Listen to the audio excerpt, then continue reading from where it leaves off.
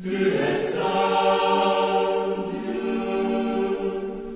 tu es saint, fort, saint immortel, en pitié de nous.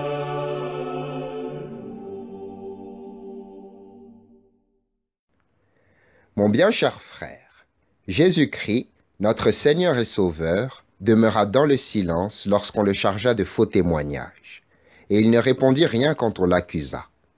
Il s'assurait que tout le cours de sa vie et les actions qu'il avait faites au milieu des Juifs le justifiaient plus hautement que tous les discours et toutes les apologies qu'il aurait pu employer pour détruire ses faux témoignages et pour repousser ses accusations.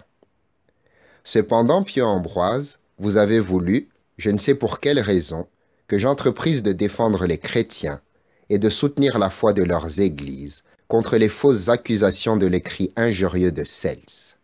Comme s'il n'y avait pas, dans cette chose même, plus de force et plus d'évidence que dans toutes les paroles du monde, pour confondre la calomnie et pour la mettre tellement hors de vraisemblance qu'il ne lui reste pas le moindre crédit.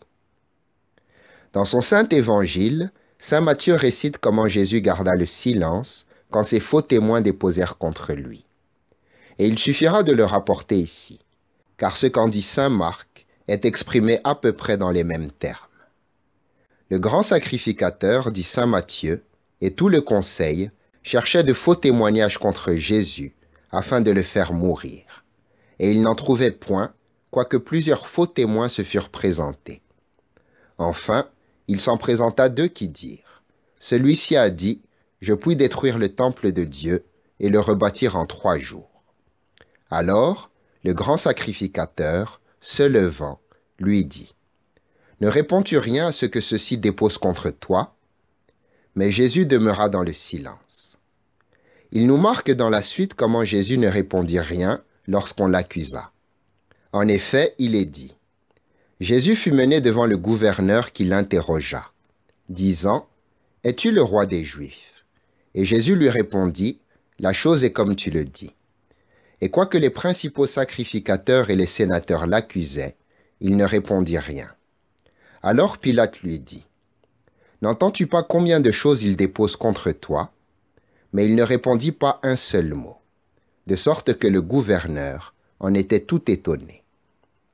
En effet, il y avait de quoi s'étonner, pour les personnes même les moins capables de réflexion, qu'un homme accusé et calomnié, qui pouvait faire voir clairement son innocence par le récit de sa vie digne de tant d'éloges, et qui aurait pu convaincre le juge de se prononcer en sa faveur, n'en fit pourtant rien, et regarda ses accusateurs avec un généreux mépris. Que Jésus n'eut qu'à se défendre, pour être sur le champ mis en liberté, c'est ce qui paraît évidemment par la proposition que fit le juge lui-même aux Juifs, lorsqu'il dit, « Lequel voulez-vous que je vous délivre, Barabbas ou ce Jésus qu'on appelle Christ ?» Car l'Écriture ajoute, il savait bien que c'était par envie qu'il le lui avait livré. Mon bien cher frère, aujourd'hui encore, la calomnie continue à vouloir attaquer Jésus. Et comme la malice des hommes est toujours la même, ils le chargent toujours par leurs fausses accusations.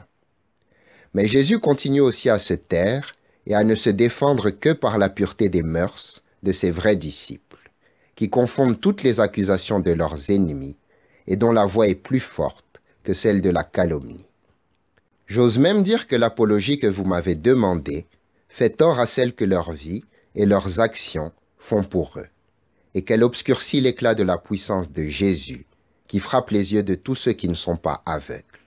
Néanmoins, pour ne pas donner lieu de croire que je refuse d'exécuter vos ordres, j'ai tâché, autant qu'il m'a été possible, d'appliquer à chacune des objections de Cels les réponses qui m'ont semblé les plus propres à les renverser, bien que je sache qu'il n'y a point de fidèle qui puisse être ébranlé par ces paroles.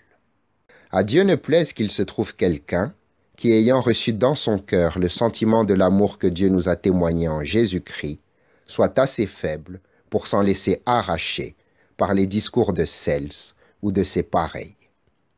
Prenons exemple sur saint Paul, qui dans ses discours exhorte ses compagnons à tenir bon, lorsqu'il dit Qui nous séparera de l'amour de Dieu?